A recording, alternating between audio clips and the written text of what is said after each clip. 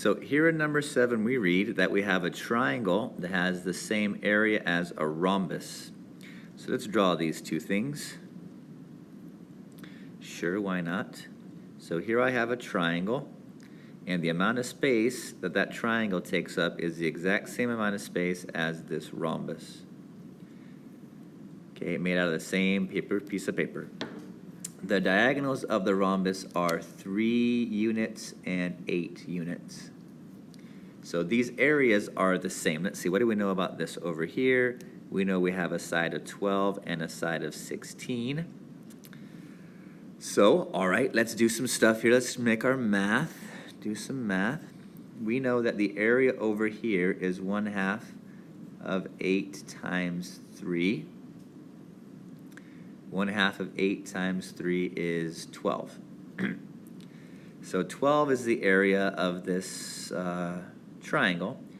And we want to know what the measure of the angle here is. Okay, so there's a formula that we can use that when we know two sides of a triangle and the angle in between them. And that's the formula for the area of a triangle if we know two sides and the angle in between them. Well, we know the area is 12. We know this side and this side are 12 and 16. So we can solve this equation for C and figure out what the angle is. So let's go back and do the rest of our math here.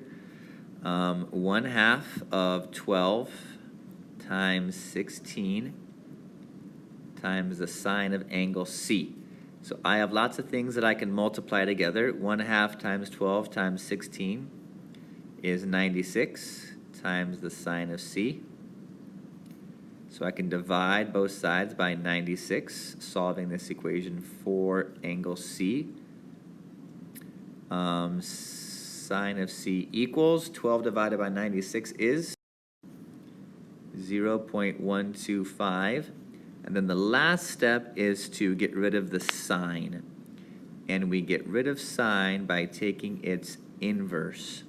So we do this inverse trig operation to both sides. Okay, inverse of sine cancels out, and we get C once again. So this is the measure of angle C. And over here, when I type this into my calculator, the inverse sine of 0.125 is 7.18 degrees. And that's the measure of this angle in between our sides of 12 and 16.